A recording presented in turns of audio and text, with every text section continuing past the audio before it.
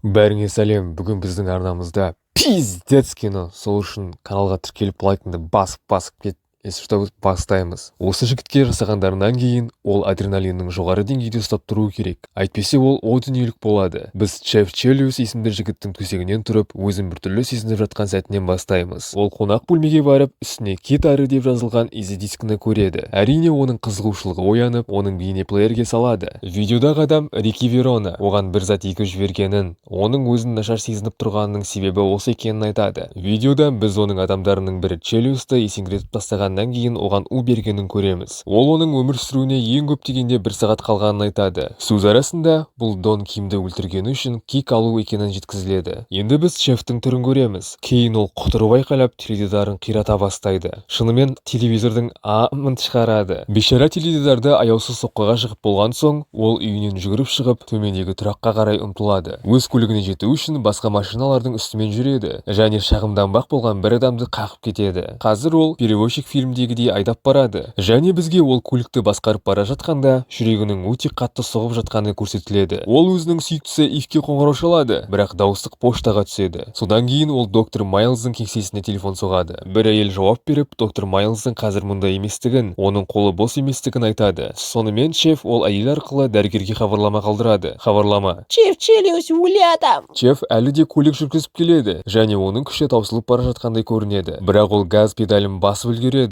және бұл оған қайтадан жан бітіргендей болады. Енді ол Кайла есімді жігітке қоңырау шалады. Меніңше ол Амилай сияқты еркек. Чеф оған Риккидің кешетінде оның пәтеріне келіп, оны атып кеткенін айтады. Сондықтан ол қазір Риккиді іздеп жүр және егер бұл оның өміріндегі соңғысы болса да, онымен есептесетінін айтады. Жағдайға қарағанда, сэр, егер сіз мұны істесеңіз, бұл шынымен де сіздің соңғы ісіңіз болуы мүмкін. Ол Кайлаға Рики Веронаны табуды бұйырады. Енді Чеф Орландоның ауданына келеді. Ол клубқа басып кіріп, Орландоны ұстап алып, әжетханаға сүйрейді. Бетіне револьвер кезейді. Одан Риккидің қайда екенін сұрайды. Бірақ ол, егер Риккидің қайда екенін айтпаса, Орландоны атып тастаймын деп қорқытып жатқанда, Орландоның жігіттері әжетханаға басып кіріп, бәрі тапаншаларын Чефке кезейді. Орландо бетіне қару кезеніп тұрса да, Чеф үшін әлі де жалынып тұр. Нағыз мәт жігіт. Орландо Риккидің қайда екенін білмейтінін, тіпті өзі де Риккиді іздеп жүргенін айтады. Өйткені ол оны бизнес келісімінде алдап, әлі күнге дейін $7 миллион қарыз екенін айтады. Чеф ақыры сенеді де қаруын түсіреді, бірақ содан кейін ол теңселе бастайды. Оның жүрегі тағы да баяғы күйге түседі. Сондықтан ол Орландодан аздап қан сұрайды. Бірақ Чеф өліп бара жатса да, Орландо одан әлі де өз ақшасын сұрайды. Чеф Орландоға ақша төлейді, ал Орландо оған аздап қант лақтырады. Чеф оны жыртып ашады. Ішіндегісі әжетхана еденіне шашылып қалады. Бірақ ол оның түкке де түсінбеді. Ол барлық қантты мұрнымен жей бастайды. Сондай психол. Бірақ бұл өлім мен өмір мәселесі, түсініңдер, Джеги. Қант оның жағдайын тұрақтандырады және ол енді аяққа тұра алады. Енді ол Орландоға Риккиді іздеп жүргенін, өйткені кейбір қытайлықтар оны атып тастау үшін Риккиді жалдағанын айтады. Ал Орландо мұның Дон Кимге қатысты екенін бірден түсінеді. Бірақ ол не істеу керектігін біледі. Ол не деп ойлайсыздар? Конечно, бәрінің көтін айыру. Содан кейін ол клубтан жүгіріп шығады. Бәрі оның соңынан қуа жөнеледі. Ол көлігіне секіріп мініп жүріп кетеді. Чеф көлікке бара жатқанда Рики Верона қоңырау шалып, одан неге әлі өлмегенін сұрайды. Ол сондай-ақ Чефтің қызымен бірге болғаны туралы айтады. Ал Чеф оның артынан бара жатқанын жеткізеді. Ол сонымен қатар белгілі бір Карлито Риккидің не істегенін білгенде оның көзін жоятынын айтады. Бірақ Рики өзі мен Карлитоның қазір дос екенін айтады. Ол әлі де телефонмен сөйлесіп жатқанда, полицейскийлар Чефтен бірнеше рет тоқтауды талап етеді. Ал Чеф оған похуй деп жүре береді. Содан кейін Чефке тағы біреу соғады. Бұл доктор Майлз. Чеф оған өзінің уланғанын және өліп бара жатқанын айтады. Содан кейін ол дәрігерге өзінің белгілерін түсіндіреді. Дәл осы уақытта ол сауда орталығының ішімен айдап бара жатады. Дәрігер оны қазір тірі ұстап тұрған адреналин екенін айтып, тірі қалу үшін үнемі қозғалыста болу керектігін ескертеді. Ол оған адреналин рецепторларын блоктайтын бейжің деген у егілген деп күдіктенеді. Оның қоңырауы әлі де жалғасып жатқанда және полицейлер әлі де қуып жүргенде, ол көлігін апатқа ұшыратып эскалатордың үстінен шығады. Ол сыртқа шығып, енді жүгіріп барады. Доктор Майлз шамамен 1 сағаттан кейін Лос-Анджелесте болатынын айтып, Чефке тек қозғала беруді бұйырады. Чеф сыртқа жүгіріп шығып таксиді көреді. Ол ішіндегі адамды кітадағыдай сыртқа лақтырып жібереді де жүргізушіге тек айда дейді. Бірақ оның жүрегі тағы да баяғы күйін бастайды. Ол жүргізушіге чефке музыканы қаттырақ қоюды айтады. Кенеттен ән ауру, нашар жүрек туралы айтады. Ол музыкаға басын қатты шайқайды және көп ұзамай жүргізушіге тоқтауды бұйырады. Чеф таксиден түсіп, жүргізушіге оны күтуді айтады. Ол супермаркетке кіріп, сатушыны сыртқа сүйреп шығарып, еденге құлатады да, ол оған «Қозғалсаң өлесің» дейді де,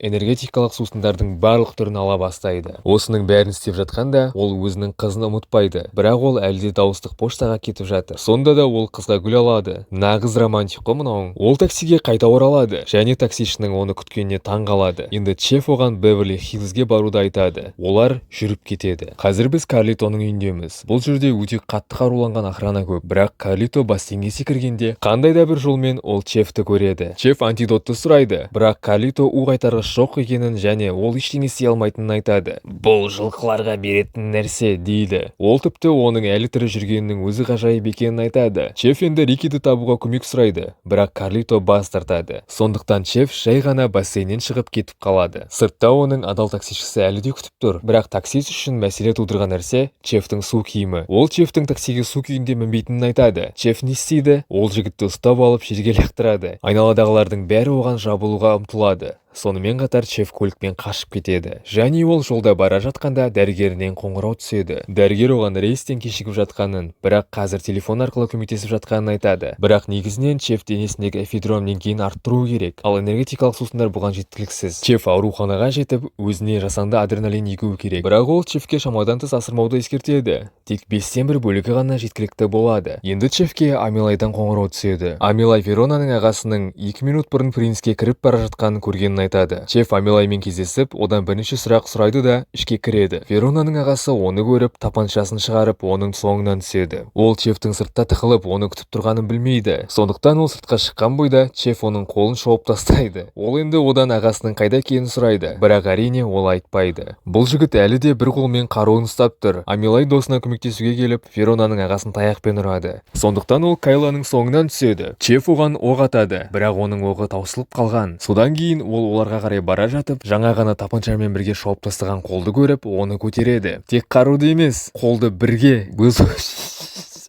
өз қолымен өзі ұрып қалады. Қалай болғанда да, Чеф жігіттің телефонын алып, Рикиге қоңырау шалады. Рики Чефтің қалай әлі тірі екенін түсінбейді. Чеф енді оны шынымен мазақ етеді. Ол ағасының мойнынан алқаны алады, ал Рики шынымен ашуланады. Өйткені оның айтуынша, бұл алқа атасынан қалған мұра екен. Чеф Рикиге оның өзін іздеп келуіне тура келетін сияқты екенін айтып, тұтқаны қояды. Чеф дәрігердің не жазып бергенін ұмытып кетті. Бірақ ол бәрібір ауруханаға барып, фармацевтке жағдайды түсіндіреді. Әрине, ол оның не туралы айтып жатқанын біледі, бірақ ол оған мұны бере алмайтынын айтады. Ол жоқта сондағы бір жігіт оған мұрынға арналған спрейдің ішінде дәрісі бар екенін айтады. Қоспасында Чеф бірнеше қорапты ұстап алып қашып шығады. Чеф барлық құтыларды мұрнына құйып жатқанда, полицеймен бірге тұрған әйел оны нұсқайды және полицей оның соңына түседі. Чеф ауруханада қарт кісі жатқан бөлмеге жүгіріп кіреді. Біраз уақыттан кейін полицейлер кіреді. Олар бөлмені аралап қарап, бөлме таза деп шығып кетеді. Содан кейін Чеф шкаптан шығып, сол сүйкімсіз аурухана халатын киіп, жай ғана жүре бастайды. Ол полицейлердің жанынан өтеді, бірақ олар оны байқап қалып соңынан қуады. Жүгіріп бара жатып, жедел жәрдем бөліміне арбамен келе жатқан адамды көреді. Ол дәрігерлердің біріне қару кезеніп, эфинефрин сұрайды. Шамамен толық 1 минуттан кейін жігіт оны тауып Чефке береді. Бірақ Чеф бұған қанбайды. Ол тоқ ұратын затты алып, жігіттен оған тоқ беруді сұрайды. Жігіт оны жасайды. Чеф тікелей лифтке ұшып түседі. Полицейлер бұл мүмкіндікті пайдаланып, оның соңынан түспек болады. Бірақ ол оқ атып, олар қашып кетеді. Енді оның жүрегі қатты соғып тұр. Бірақ ол отырып, сол эфинефриннің біразын қабылдап үлгереді. Барлығын тамырына егіп болғаннан кейін ғана ол дәрігердің бұл затты қанша мөлшерде қабылдау керектігін айтқанына есіне түседі. Содан кейін ол лифттен және ауруханадан өте жылдам жүгіріп шығады. Ол қазір жолда жүгіріп барады. Және ол өзі бір көлік сияқты, жай ғана ақылға сыйымсыз жылдамдықпен жүгіріп келеді. Содан кейін оған дәрігерден қоңырау түседі. Ол Чефке өздерінің қазір ауада ұшақта екенін айтып, эфинефринді алдың ба деп сұрайды. Және сіз ештеңе айтпасаңыз да дәрігер Чефтің бәрін қабылдағанын түсініп, бұл нәрсе оны өлтіру мүмкін екенін айтады. Ол оның белгілерін болжайды және бәрін дұрыс табады. Соның ішінде қатты ташақ тұратын белгісі бар. Қалай болғанда да, доктор Майлз тұтқаны қоймас бұрын Чефке сені танығаныма қуаныштымын дейді. Бірақ Чеф әлі де жылқы сияқты жүгіре береді. Ол тек телевизордан жаңалықтар көріп тұрған бірнеше адамның қасына келгенде ғана тоқтайды. Телевизорда өзі туралы айтып жатқанын білгенде, оның қаншалықты таңғалғанын елестетіп көріңізші. Шамасы ол вахуе болды. және ол полиция тарапынан іздеуде екенін білгеннен кейін бірінші не істейді? Ол полиция қызметкерінің мотоциклін ұрлап кетеді. Бұл жігіт шынымен өзін GTA-дағы Майкл сияқты сезінеді. Енді ол көті бүкіл әлемге ашық күйде мотоциклде кейбір ақылсыз трюктерді жасап жатыр. Ол мотоцикл үстінде тұрып, қолын жайып, көзін жұмады. Сондықтан ол кішкентай ашық аспан астындағы мейрамханаға қашан соғылғанын да білмейді. Ол бірнеше секундқа есінен танып қалады, бірақ оның телефоны шырылдап оны оятады. Бұл оның қызы Иви. Ол оның ұйықтап жатқанын айтады. Әдеттегідей. Чеф қызға өзінің өлімші болып уланғанын және психопат оны қинау үшін оған қарай бара жатуы мүмкін екенін айтады. Бірақ ол Чеф оған жай ғана ауа райы туралы айтқандай әрекет етеді. Ол қас қағым сәтте оның қасында болатынын айтады. Тіпті одан өзіне вафли пісіруді сұрайды. Енді біз Рикиге ағасының қолы ұсынылғанын көреміз. Ол күліп содан кейін Ал кеттік, ол қотақ басты ұстайық, дейді. Біз Чефтің спорттық костюмін киіп, Ивтің пәтеріне келгенін көреміз. Ол бұл жерден тез арада кету керектігін айтып жатқанда, ал қыз қысқа толқынды пешті жөндеу туралы айтады. Қазір не болып жатқанынан вахуе тым хабар жоқ мына қыздың. Ол тек қысқа толқынды пешті жөндесе ғана онымен бірге баратынын айтады. Сондықтан ол оны істеуге барады. Чеф сол жерде жүргенде эфинефриннің әсері таусылып бара жатқанын түсінеді. Сонымен бұл жігіт не істейді? Ол қолын вафли үтігінің ішіне салып күйдіріп алады. Иви күйікті көргісі келеді, бірақ ол бас тартады. Ол талап етеді, сондықтан ол оған дауыс көтереді. Бірақ тез арада кешірім сұрайды. Бірақ олар кетейін деп жатқанда, Чеф үйдің сыртына тапаншалары бар бірнеше адамның жаңадан келгенін байқайды. Сондықтан ол тезірек кетуге тырысады. Бірақ Иви вафли үтігін өшіру үшін ішке қайта кіру керектігін айтады. Ол пәтерде жүргенде қарулы адам қоңырау шалады. Ол телефонды көтереді, бірақ ештеңе естімейді. Чеф қоңырау шалушы тұрған жерге жүгіріп барып, оның басын жарып жібереді де Ивке уақытында қайтып келеді. Олар сыртқа шыққанда ол басқа қарулы адамды байқайды. Сондықтан ол Ивтің назарын аудару үшін оның сөмкесіне еденге тез арада босатып тастайды. Иви оның заттарын жинауға тырысып жатқанда, Чеф мүмкіндігінше аз дыбыспен ол жігіттің көтін айыруға жүгіреді. Ол оны сәтті аяқтап, ештеңе байқамай-ақ бассейнге лақтырып жібереді. Олар ақыры кетіп, Чеф мұрынға арналған спрейді қолданып жатқанда қытайлық мейрамханаға келеді. Содан кейін ол Ивке не болып жатқанын айтады. Ол оған өзінің бейне ойын бағдарламаушысы екендігі туралы өтірік айтқанын, шын мәнінде жалдамалы кісі өлтіруші екенін айтады. Чеф оған кеше түнгі жұмыс туралы және мафия боссы Дон Кимді қалай атып тастай жаздағанын айтады. Бірақ ол Дон Кимнің басына қару кезенгенде бір нәрсе оны шүріппені баспауға итермелейді. Ол оған қаладан кетуді, жоғалып кетуді негізінен 48 сағат бойы көрінбеуді айтады. Негізінде бұл киллер жұмысын Ив үшін тастап кеткен. Ол қазір оған оны айтып жатқанда, осының бәрін білсе де, оның әлі де ғашық екенін байқауға болады. Чеф сол түні оған барып бәрін айтқысы келгенін және онымен бірге қаладан қашқысы келгенін айтады. Бірақ өздеріңіз білетіндей, осы сандырақ басталады. Сондықтан ол Чефті тек мұны айырылысу үшін ойдан шығарып тұр деп ойлайды. Ол ренжіп кетіп қалады. Чеф оның соңынан жүгіреді және ол жағдайды түсіндіруге тырысқанда, және оның бұл жолы Ивпен дәл сол жерде кісу туралы қандай шешімге келгенін болжай аласыз ба? Әрине, қыз жоқ дейді. Кім келіседі бұндайға? Чеф белсенділік танытпақ болады, бірақ қыз оны қатты тұрғаны сонша, кейін оған жаны ашиды. Ол жақындап оның жақсы екенін сұрайды. Содан кейін жағдай біршама қыза түседі. Адамдар оларды футбол ойыны сияқты қоршап қарап тұр. Қалай болғанда да, ол Амилайдан қоңырау алады. Оның қолында Верона бар. Күлгендей Чеф дереу кетіп, Кайла берген орынға жүгіреді. Бұл Дон Кимнің жейде фабрикасы. Ол қазір таксиде, ал такси жүргізушісі оның онша жақсы көрінбейтінін байқайды. Ол Чефті наркоша деп ойлайды. Сондықтан ол оған өзі айтқандай гайтилі қоқысты береді. Чеф, бұл не бәле, дейді де оны ішіп салады. Басында ол есінен танып қала жаздайды, бірақ бірнеше секундтан кейін ол терезеге сүйенеді. Ол Дон Кимнің жейде фабрикасына барады. Біреу оның таксиден түсіп жатқанын байқайды, бірақ Чеф басты кіреберіс арқылы кірмейді. Ол шатырға шығып костюм киген бір жігітті көріп, оны төмен лақтырып жібереді. Содан кейін ол Амилайды ұстап отырған жерге кіріп, Рики Веронаның қайда екенін сұрайды. Бірақ сол жердегі жауапты адам оған Рикидің бұған ешқандай қатысы жоқ екенін айтады. Бұл Карлито. Ол Чефтің көшеден құрығанын қалайды. Өйткені ол өзін мүлде басқара алмай қалған. Олар оның соңғы кездегі қылықтары ұйымға үлкен ұят әкелгенін айтады. Ол фабрикадағылардың бәріне оқ жаудыра бастайды және байқап көріңізші, кім пайда болды? Әрине оның қызы Ив. Енді ол оның айтқанының бәріне сенетін болар. Ол деген бұл процесс барысында аяғына оқ тиген кезде Кайланы адам қалқаны ретінде пайдаланып, Ивпен кездесу үшін лифтке жүгіріп үлгереді. Олар төменге бейкүнә тігіншілер өз жұмысын істеп жатқан жерге түседі және қарулы адамдардың бірі олардың соңынан ереді. Олар қашып үлгереді. Оның қолын тігін машинасының ішіне қысып тастайды. Енді тағы да көп адамдар келіп, Чеф пен Ивке оқ жаудырады. Бірақ Чеф пен Ив өрт сөндіру сатысы арқылы қашып құтылады. Олардың соңынан тағы бірнеше адам келіп, оқтарды қарша боратады. Бірақ Чеф тіпті көлік арқылы да құтылып жүріп кетеді. Ив енді Чефтің өтірік айтпағанын түсінеді. Чефтің Ив үшін бәрін тастайтыны туралы айтқанына сілтеме жасап, және Ив иә дейді. Бірақ Ив сонымен бірге, егер У туралы бөлігі де шындық болса, Ивтің өмірінің махаббатының көп уақыты қалмағанын түсінеді. Бұны қалай тоқтатуға болатынын сұрайды. Бірақ Чеф тек адреналин ғана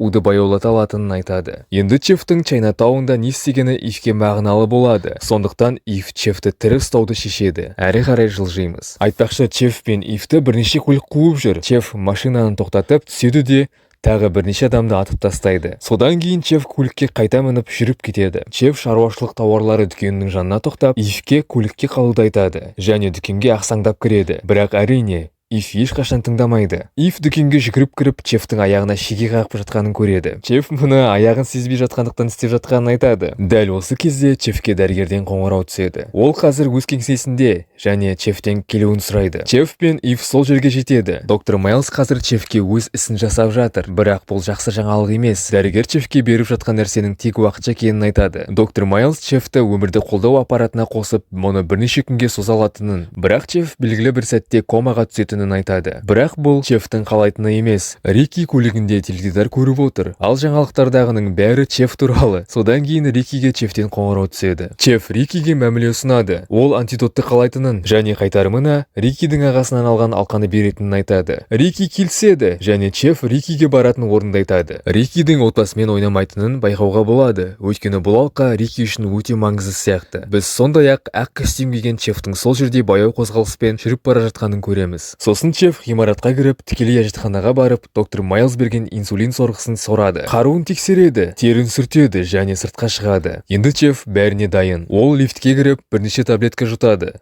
Шынын айтсам, бұл бірнешеуден көп. Таблеткалар өте тез әсер ете бастайды. Чеф анасының дауысын естиді. Анасы Чефті сөгіп жатқандай. Бірақ бұл дауыс Чефпен бірге лифтте тұрған адамнан шығып жатқандай. Өшін бұл қуып отыр, басы айналып далбайып кеуіп отыр. Содан кейін осының бәрі ақыры сейіліп, Чеф ол адамның лифтте жүру кезінде бірде-бір сөз айтпағанын көреді. Ол адам лифттен шығады және екі адам Чефті ұстап алып, бөлмеге апару үшін тұр. Олар Чефтің қаруын алып, Чефті Карлито мен Веронамен кездесетін ашық алаңға апарады. Верона Чефті қайтадан тінтуді сұрайды және олар Чефтің инсулин сорғысын жұлып алады. Карлито былғары қолғаптарын киіп жатқанда, Чеф Рикидің басына әсер етуге тырысады және бұл сәтті шығады. Чеф Рикиге Рикидің Карлитоның ешқандай құл екенін айтады. Карлито Рикиге отыруды бұйырады және Рики отырады және саусақтары мен тапанша белгілерін жасап, Карлито мен Рикиге нұсқайды. Қазір бәрі аң-таң. Соның ішінде мен де вахуемін. Бірақ содан кейін Чеф саусақ тапаншасын Карлито мен Рикидің адамдарының біріне бағыттайды. Және ол адам өліп құлайды. Маңдайындағы оқтар және бұл ешқандай сиқырлы әрекет емес еді. Дон Ким мен оның адамдары келген болатын және атысты жасаған Дон Кимнің адамдарының бірі еді. Атыс басталады және адамдар барлық жерде шыбындай қырылады. Дәл сол сәтте сыртқа полицейлер келеді. Рики ату үшін қару алуға тырысады. Бірақ Чеф Рикиге бөтелке лақтырады және Рики қаруды түсіріп алады. Бірақ Рики бұл қаруды түсіріп қана қоймайды. Қару атылып Рикидің саусақтарын жұлып кетеді. Карлито өз адамдарының бірін гранатаның үстіне лақтырып, ол адамды қалқан ретінде пайдаланады. Содан кейін Карлито қашып кетеді. Рики де қашуға тырысады, бірақ Чеф Рикиді көздеп тұрады. Сосын Чеф Рикиді атайын деп жатқанда, Чефтің жүрегі тағы да сол күйге түседі және Чефтің жанары қайтадан бұлдырай бастайды. Карлито енді жоғарға шығып тікұшаққа мінеді, бірақ Чеф пайда болып Карлитоны ұстап алады. Чеф Карлитоға қару кезеніп, «Амилайдан сыйлық» дейді. Бірақ білесіз бе, Чеф сөйлескенше Карлитоны атып тастауы керек еді. Өйткені Рики Чефтің артынан пайда болып, Чефке бірдеңе егеді. Чеф бірден жерге құлайды. Содан кейін Рики Карлитоны атып тастайды және ұшқышқа тікұшақты айдауға бұйырады. Чеф тұрып тікұшақ ауада жүргенде Рикимен төбелесе бастайды. Рики Чефті итеріп тастауға тырысқанда, Чеф шынымен өмір үшін жармасып тұр. Керісінше Чеф Рикиді ұстап алады және екеуі де тікұшақтан құлайды. Бірақ Чеф тіпті Рикидің жай ғана құлап өлуіне жол бермейді. Чеф ауада Рикидің мойнын үзеді. Және енді фильмнің ең үлкен сабағы. Чеф өлімге құлап бара жатса да, Чеф бәрібір өзінің қызы Ивке қоңырау шалуды ұмытпайды. Бірақ қоңырау дауыстық поштаға кетеді. Сондықтан Чеф Ивке өте тәтті хабарлама қалдырады. Хабарламада Чеф Сен ең кереметсің, жаным, деп аяқтайды. Осылайша фильм бітеді. Егер сендерге фильм ұнаған болса, шоу ұнаған болса, лайктарыңды басып, обязательно басып кетіңдер, себебі каналды қолдап көтеріп жібересіңдер ғой. В общем, және комментарияға қандай там видеолар, там қандай шоу, қандай фильмдер ұнайды, соның бәрін жазып кетіңдер. Қорқынышты ма, комедия ма, соның бәрін давай.